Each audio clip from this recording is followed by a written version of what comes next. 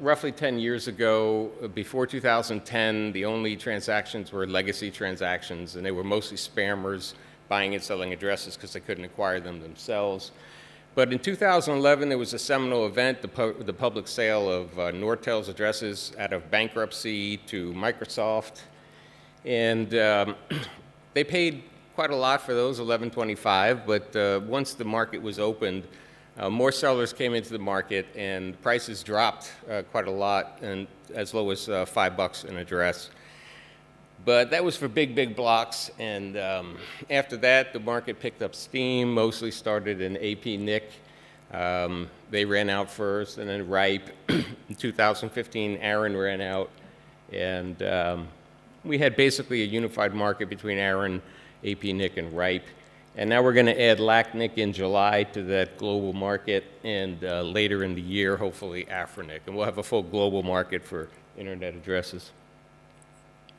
So going way back, in early 2011, I was able to pay 75 cents per address, Those days are long gone, obviously. But we can see that prices went up to about $10 or $11. They went down. And then since 2013 or 14, prices just kept rising and rising and rising. Up until about 6 or 7 months ago when they reached a plateau. And they traded kind of at that plateau for about 6 months, and now in 2020, we see the prices starting to go up, creep up a little bit. As a broker, we do a lot of things, and every broker does the same things, but just so you understand what we do to allow you to understand the perspective we have in the market. We do a lot that RIRs used to do, but we do some extra stuff. We obviously are the interface between buyers and sellers and the RIRs. We have special information that, facilitates that transaction. We get a fair deal for the client, whether they're a buyer or a seller. A lot of times there's NDAs, we keep everything private. We assist in the document preparation, sometimes in a needs test. And brokers, one of the jobs we have is to go find available blocks. So a lot of brokers have really stressed that part of the job and very aggressively try to contact potential sellers. And some of them even use whois, against the terms for commercial purposes to solicit people who they think might be interested in doing business with them. So when a block is transferred, the buyer and the seller are public, the date of the transfer is public, and the block is public. But the price is not public, and that's a little bit unusual for what is really a commodities market. And so that's really one of the big benefits that brokers can offer. They can tell you, what the current price is, and really it's about the only place you can go to know what the price is to a broker. So that's a little bit unusual, and it makes the broker's role quite important in the transaction. There are ways to get access to pricing when a transfer involves a public company or a charitable organization. In some jurisdictions, they have to record publicly these transactions, and you can infer from that the price that they paid. However, you can find auction results online, and those are generally fairly accurate. So I think these days most people have a pretty good impression of what the pricing level is generally, but it varies when you get to specific block sizes, and other issues make prices vary. So I've been doing it for a long time. I'll just bypass this slide quickly, but I was involved in that Nortel Microsoft deal, and we've done transfers in every direction interregionally. And I'm also a policy author, so I try to bring some of that perspective as well to an audience like this. So today, there are a couple of ways to get IPv4, and the most common way is to just do a policy-compliant transfer, and that is enlisting the RIR to record the change of ownership of the rights to that address. But there are other ways to do it, and sometimes it's difficult to do a policy-compliant transfer when the policies make that hard. So another way to do it is to buy an entity, and there are shell entities available, which are just empty corporate shells that own IP addresses. You can acquire those without having to do an actual transfer at a registry. A growing way to acquire IP addresses these days is by lease. So many IP address owners are less fearful that their addresses will go to a zero value quickly, and so they're more likely to be willing to lease their addresses out for periods of time. And for buyers, as prices get higher, especially for the lowest level buyer, the initial price can be a barrier. So if they can acquire addresses just by paying a monthly lease rate, that's an opportunity for them to get in and get those addresses. There are still free pools remaining, barely in AFRINIC and in LACNIC. And ARIN has a waiting list, and so there are small free pools available, and there are some people incorporating in Africa, for example, to acquire those addresses. But going back to leasing, it's been around for quite a long time. However, usually the people involved were spammers who wanted addresses only for temporary use, because, of course, they get blacklisted. So they wanted to lease addresses, use them up, and go on to a new block. However, lease rates have come down, and address prices, although they've stabilized, has risen.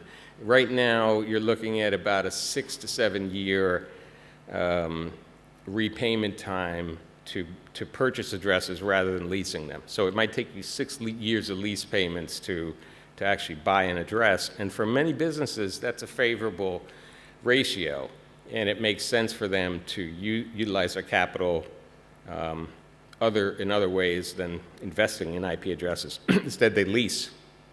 So for the lessor, it's gotten a little bit easier now with the rise of RPKI, because lessors provide their addresses to the lessees with either a letter of agency allowing them to use the addresses, or now they can use a certificate, a routing authority certificate, and that enables the lessor to cancel the certificate should the lessee not pay or somehow abrogate the lease. So the ROA is a little bit of a good power for the lessor to control the lease.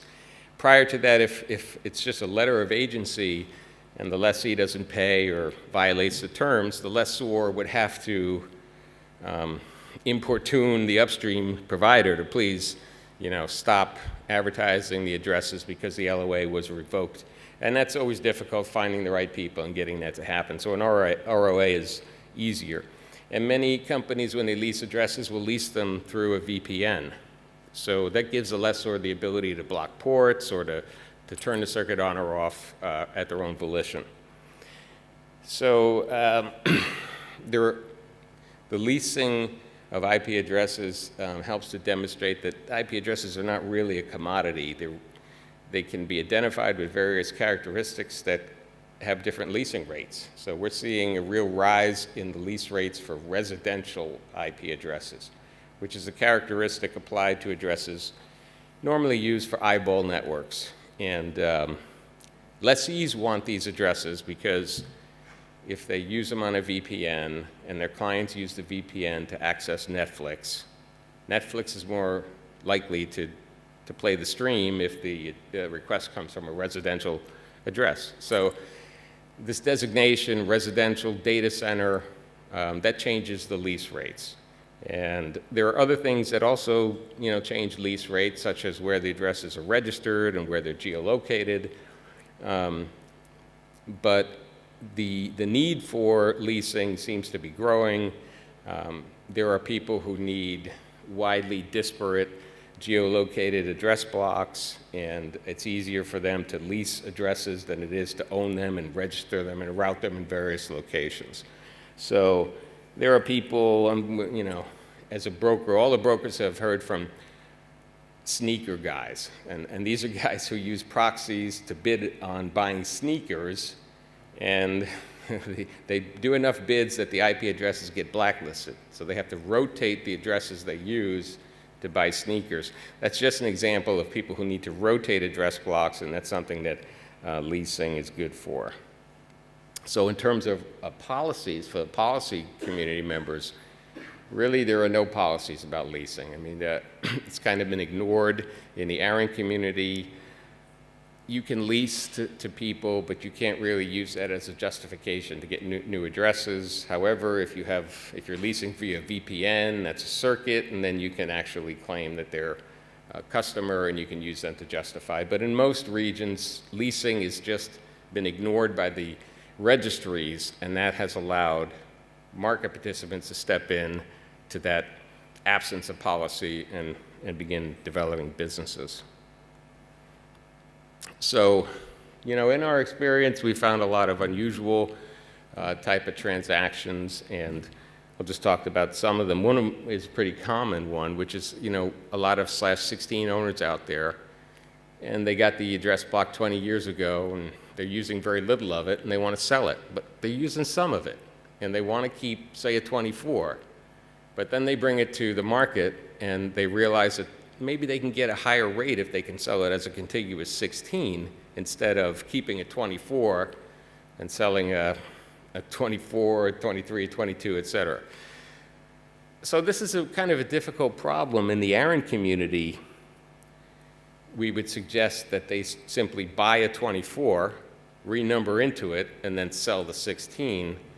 But there's issues with waiting periods and buying and selling. It makes that a little bit difficult. There are ways to do it, however, but it's a problem that we find occasionally.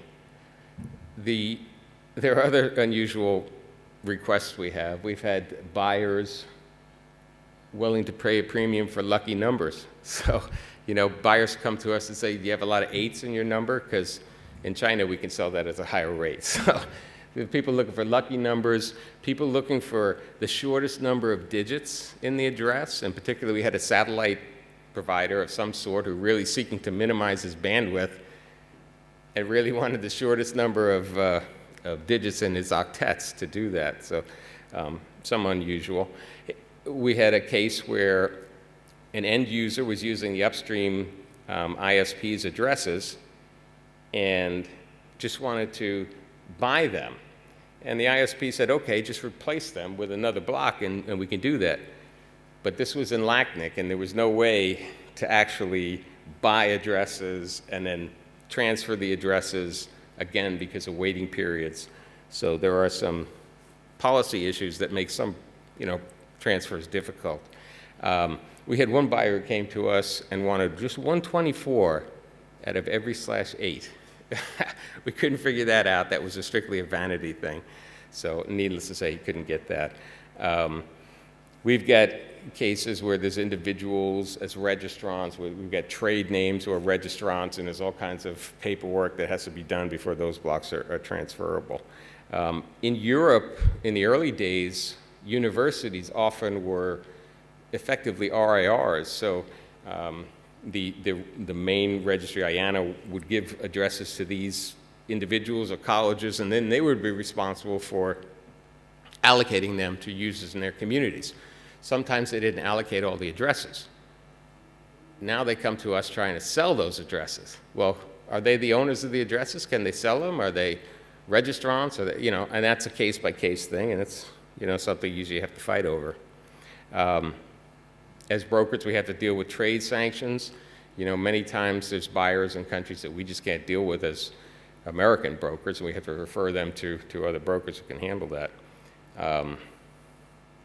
And there are, most transactions use escrow in this business, but there are some sellers who will say, I'll sell it for less money, or I will pay you more money if you let me pay you directly, say 30 days after the transfer happens.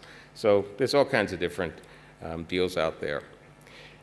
I'm going to talk a little bit about a couple of cases of fraud because that bears on the policymaker community because you want to prevent the things that can lead to fraud occurring.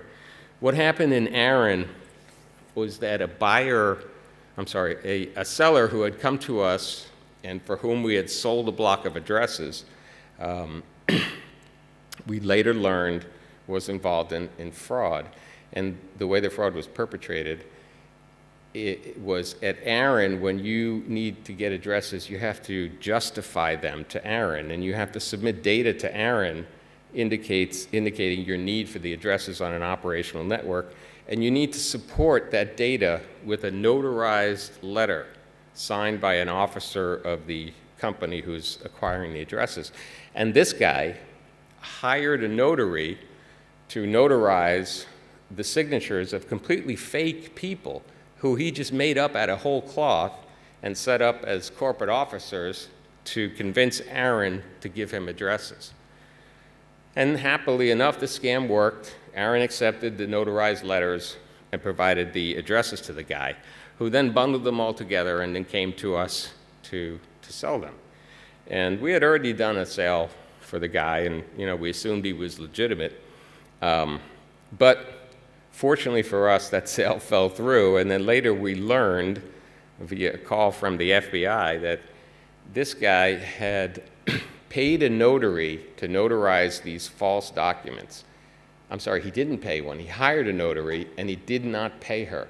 And she didn't get paid, so she took him to court, to small claims court in South Carolina, and sued him for the couple $100 for the notary payments. And this guy defended himself, and he told the judge, I don't owe her anything because these individuals that she signed for don't even exist. They're not even real people. So why should I pay her anything? Which was really a stupid move by this guy, Amir. And word came to Aaron, I'm not going to say how, but word came to Aaron that this guy is in court acknowledging the falseness of his attestations.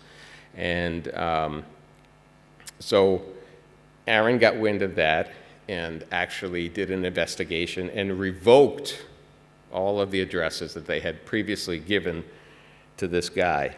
Fortunately, Aaron did not revoke the addresses that we had already sold for the guy earlier. But the rest of the addresses were a substantial number, enough that Aaron revoked them all and put them all into the waiting list to be given out to people who had a real justified need for the addresses. So this guy was actually arrested for wire fraud, which is a federal crime in the United States, carries a very heavy penalty, and he's under federal charges right now waiting to be tried and facing a very long prison sentence for that.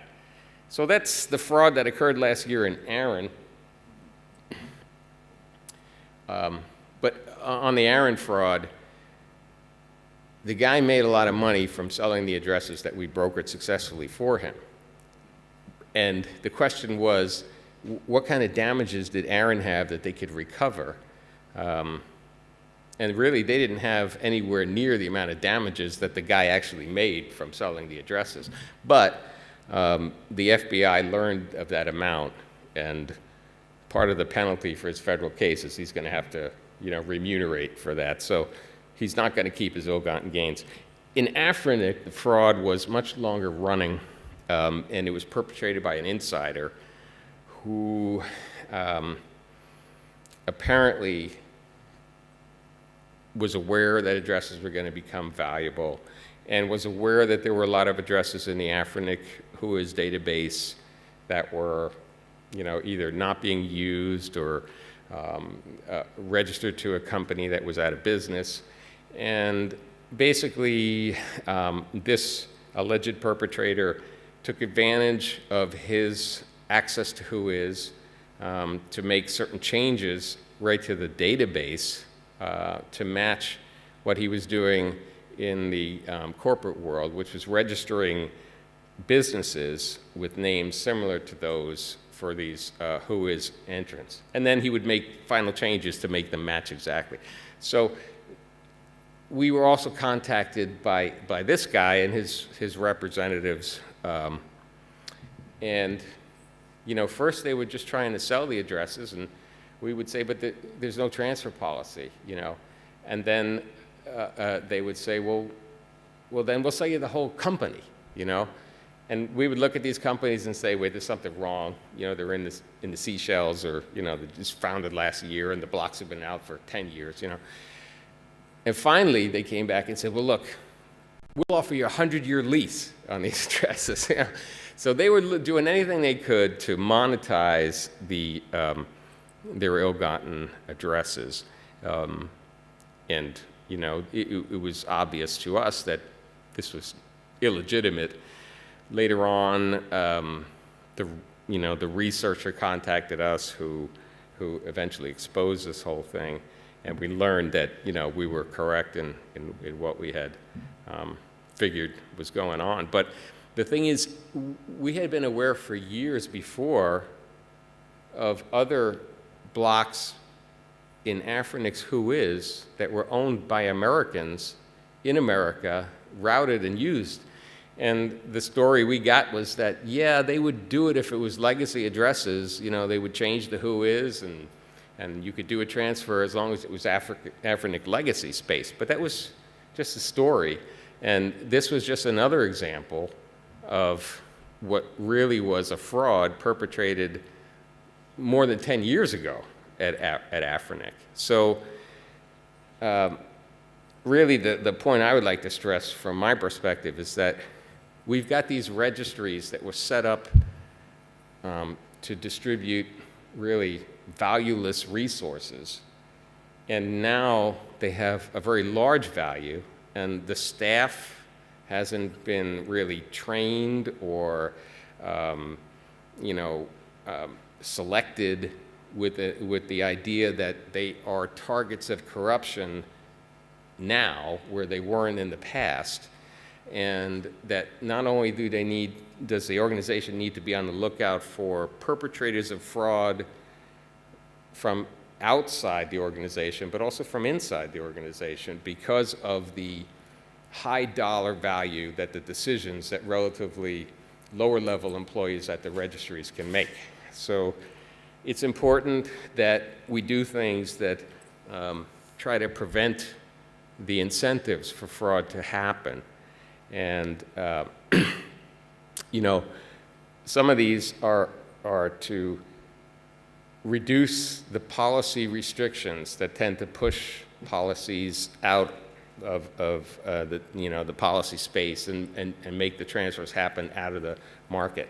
So these are like needs tests, holding periods, regional restrictions. These are things that make it harder for people who are voluntary buyers and sellers to just do what they both want to do, because they have these third parties restricting their desires. And as policymakers, we're the ones who erect these barriers, and so we should be aware that in doing so, we're also creating certain incentives for corrupt practices and for transfers that are outside of whois and are unbooked. But we don't want those. So, you know, some of the other things as policymakers, I'm sure we all know, we want to maintain the bottom-up multi-stakeholder approach. And now that we're moving large sums of money, you know, we're going to have taxing authorities and we're going to have government eyes looking at the market. If we can't demonstrate that we can run it as governed by ourselves, essentially, then we're going to invite external agents to come in and maybe, you know, seek to regulate the market. That's not something that we really want. One of the issues that we have as brokers that we think it affects the market, that policymakers should be aware of, is the resale waiting periods, which have been instituted at virtually every registry with an idea that they want to block speculation or flipping or however it's termed. But in reality, they've really prevented the emergence of a true middleman in the marketplace who can buffer supply and demand, who can take possession of addresses and resell addresses, who can buy in bulk and sell in retail. The fact that you can't buy and sell addresses really means that it makes it harder. There's more friction in the marketplace.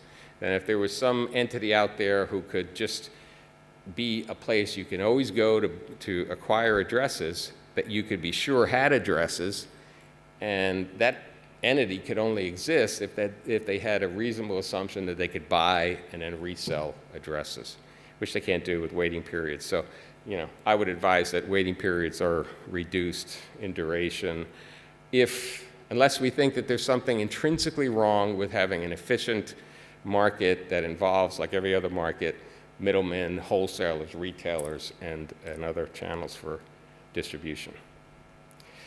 So I'm going to wrap up with just our predictions from us, which you could take them or leave them. But basically, we're seeing prices have stabilized. We think that was mostly from a large buyer who left the market about the middle of last year, and that depressed prices. But in the early part of 2020, we're seeing prices tick up slightly over their bottom. Interregional policies are getting implemented. We expect LACNIC to join the party in July, and AFRINIC sometime thereafter. Right now, the pricing in LACNIC is lower than ARIN, APRINIC, and RIPE, which roughly have the same prices, but we expect that's going to change when interregional transfers go into LACNIC. So in a few years, we expect to have a true global market that mimics the global internet. Addresses can flow anywhere they want in the world. We're seeing, there's policies in different regions where they're looking to revoke space or bring back space that was previously allocated to people that either we don't think they got them the right way, or we think a better way to get addresses to those in need is to take them from those who are not using them and give them out without involving the market. We're seeing some niche markets. Geolocation is a big thing. Buyers are they'll come to us and ask, can we sell them a /24 from Hong Kong? They want to know where the addresses have been.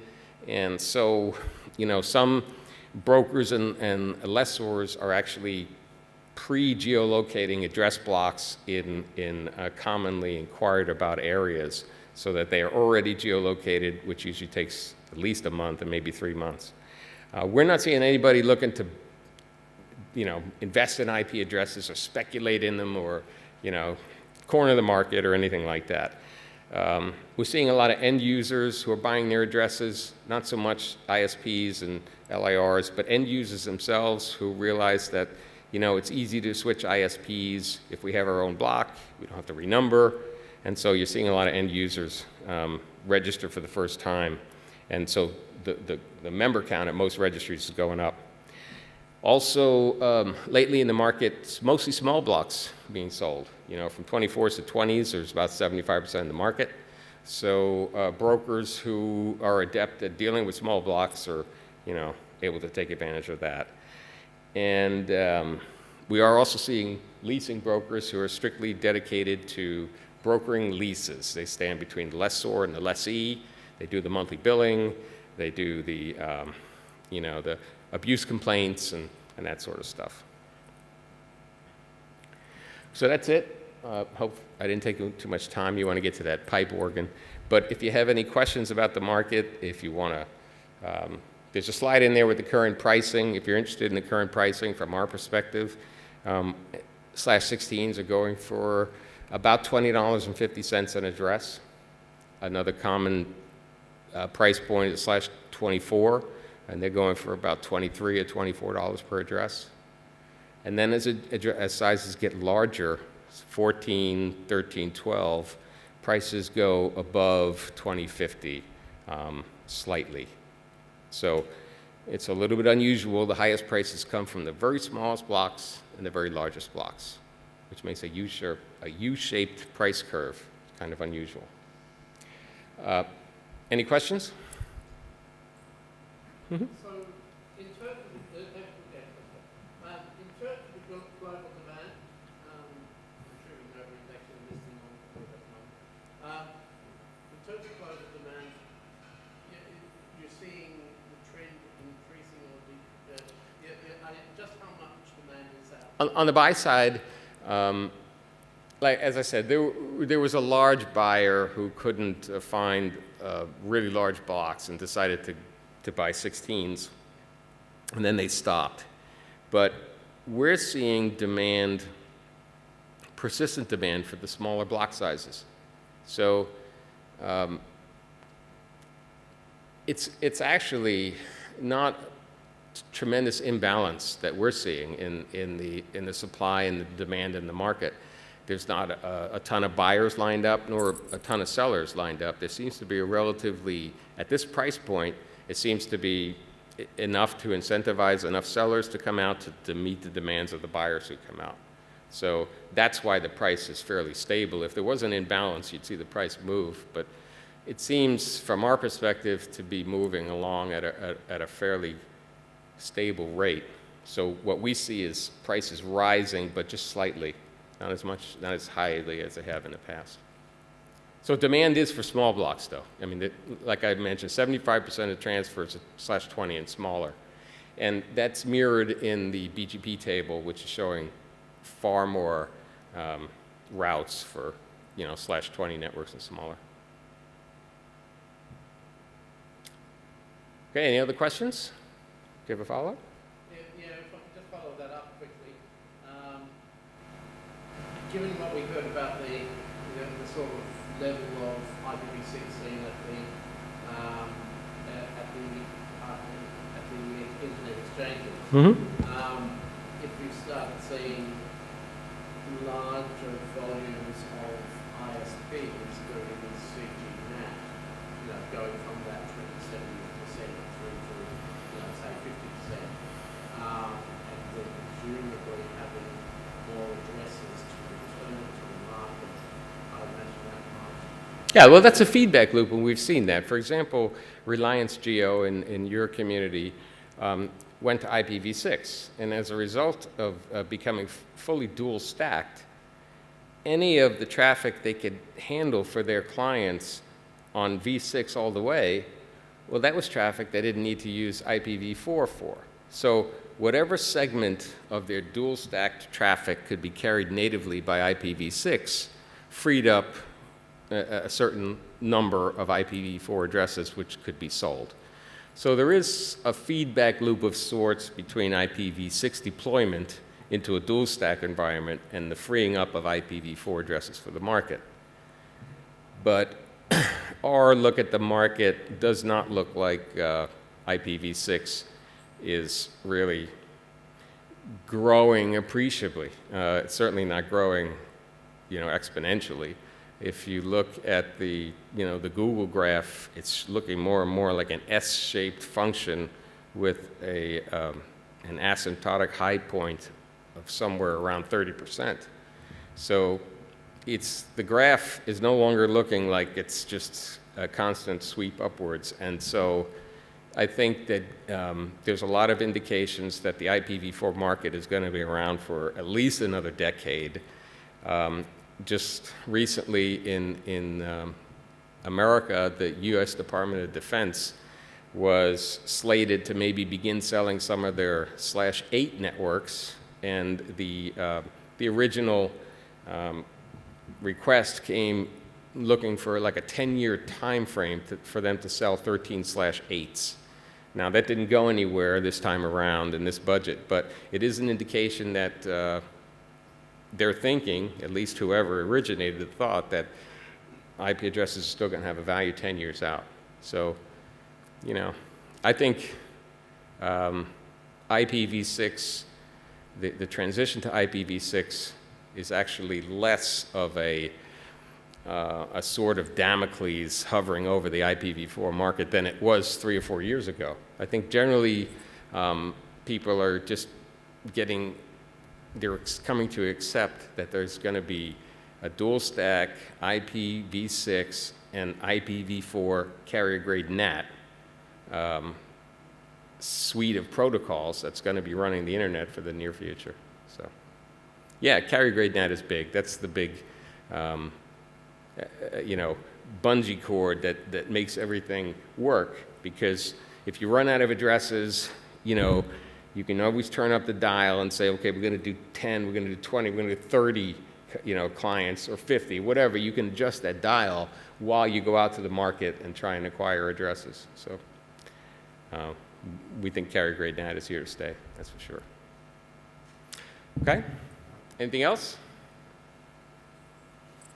Yes? You spoke a little bit about those two cases of fraud, an AFRINIC and ARIN, and they were pretty egregious in terms of the block sizes involved. But would you say that they're also pretty rare? There's not too many bad players in the market, especially in ARIN, where they kind of changed policy on the waiting list over this one fellow. Yeah, ARIN responded to the fraud very quickly. The executive board shut down the waiting list, and I would say that there's fraud in the market, but it's not to such a large extent as that.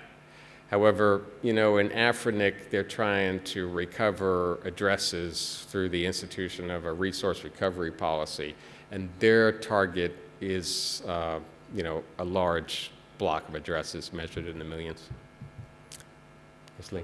Characterize an awful lot of new LIRs came into existence in the right region for the purpose of getting those /22s. Would you characterize that as fraud? Because I would. Yes, it's kind of hard. I characterize it as fraud. I mean, obviously, they just spun up organizations strictly for the purpose of accessing the new entrance pool. On the other hand, they stayed within the letter of the law, and the spirit was fraudulent, but the execution apparently was acceptable to the right community. They never made any real changes regarding that. But I think everybody views that as fraudulent. Just in the same way that people, just creating entities in Africa strictly for the purposes of accessing that pool without plans to use the addresses in the region. That's fraudulent as well. So hopefully some of that fraudulent activity is coming to an end as the free pools totally exhaust.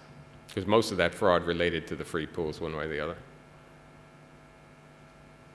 Thanks for that. Anything else? Okay, well, I'll let you go to the social, and thanks for your attention.